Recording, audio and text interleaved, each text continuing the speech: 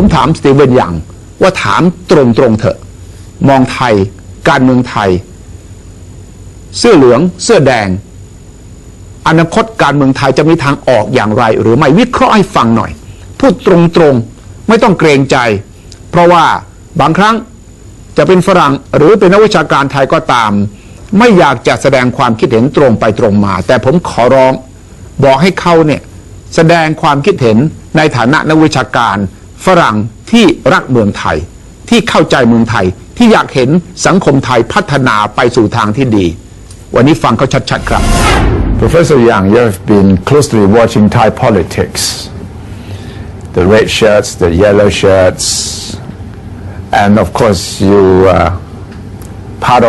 very much part of Thai politics as well. You grew up here, you went to international school here. Looking from afar now, how do you feel about Thailand? Does it still have a future? Well, I think Khun Suthachai, that's the right question to ask. I think if you look at Thailand from afar, most Farang don't really know much about what's going on. The Western ideas, the Western press coverage is very superficial. Yep. I think, however, even the New York Times, Washington Post? Especially. New York Times, Washington Post, The Economist, the Farang, they don't know how to think the way the Thais think, you know? No. And, but I'm very worried. I am more worried now about Thailand than ever before. And as you may remember, I first came here in 1961. Yes. That's 48 years ago. Right. And my father was the American ambassador. That's right. Yeah. And we've just had a wonderful family relationship with Thailand. Maybe different from many Farangs. I don't speak Thai so well anymore, but I have a feeling that there's something special to us, to my family, my father, my mother, myself, my brother, my sister, about Thailand. So we care about Thailand. My dad was very close to Sarit, and in 1961 there was this gap between the Bangkok elite and the rural poor. Sure. A real gap. Yes.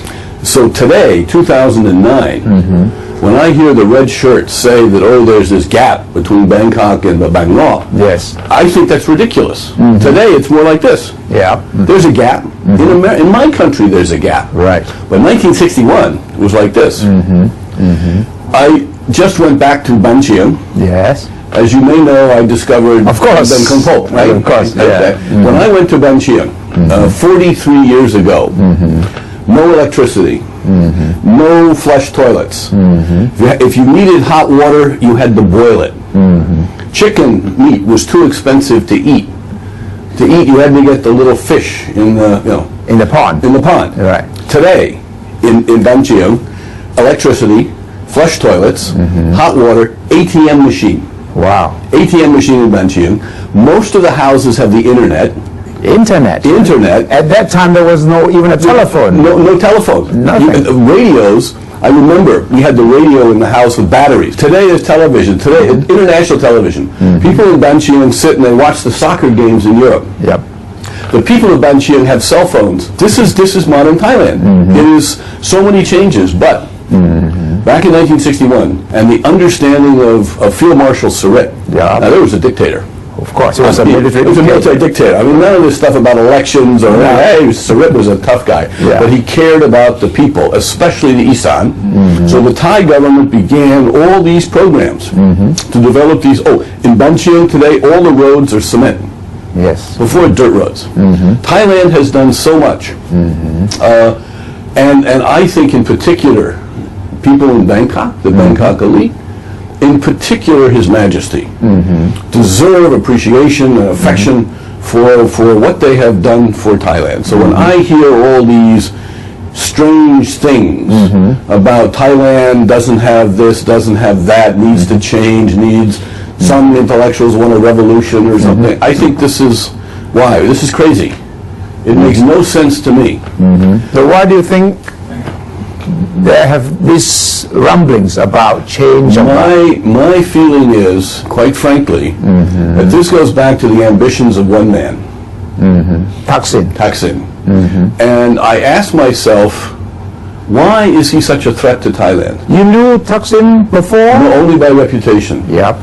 Thaksin, when I first heard about him, when he started the Shin Corporation, Yes. what I heard is he's a guy from the police, he's a police major who got a contract from the government for the telephone after one of the coups. Now, I asked myself back then, so what, 93, something like that? Yes. 92, 93? 93, yes. How do you get a contract from the government? Right. What do you have to do to get a contract? And I noticed then Kun Thaksin makes money, he gets more and more wealthy, and it's all because he has a government license. He's not out there... A monopoly. A monopoly. He's not out there working like other people. He has this monopoly which the government gave him. Meaning the Thai people, represented by their government, gave him an exclusive, elitist, monopolistic special privilege. This is aristocracy. This is elitism. This is not a man who started out a poor worker in the village who worked hard and came up and up. He had some special connections. And I have seen him use many special connections. But I have never seen Thai society so divided. Yep. The divisions over the communists were not... The communists failed in Thailand. Right. They could not divide the Thai people. Thaksin has divided the Thai people. And to me, this is sad. The Thai people should not be so divided. But Thaksin claims that he changed the face of Thai politics. He made the masses, the rural people, speak up for the first time. They for the first time, found that politics benefited them. They can really touch and consume and eat politics. I think that's ridiculous. Rural people in the communities have always had their patrons. They can always have some influence in this kana and that kana. You're my patron. I look up to you, you take care of me. You're at the Changwat level. You have your patron at the Bangkok level. So I can sort of get something to the Bangkok level going through you. This has been true for a long time. Now, I also ask myself, Thaksin is in exile, but he wants a pardon. He wants his money back. Yes. He doesn't want the conviction. Other Thai political leaders did not act like this. If we remember Thai history, All the way back to pre-D StephenYoung? pre-D, Yeah. the situation changes, he leaves. General Powell, the powerful police general. Sarit takes over, General Powell leaves, does not come back. Pibun leaves, Yep. does not come back. Sarit. After Sarit dies, there's an argument about how much money he made. Yep. The government takes the money back. The family does not argue. Tanom, Kun Tanom lost his money, Right. and he went into exile. So I asked myself, why is this man Thaksin different? Why doesn't he think like a Thai? Why? I think because he's not really a Thai. He has other ideas in his head. Yeah. I think so. He does not think Grenjai. He does not think Moon and Bat. Yeah. He has a different. He thinks about how I could be a powerful man. Ben Huna.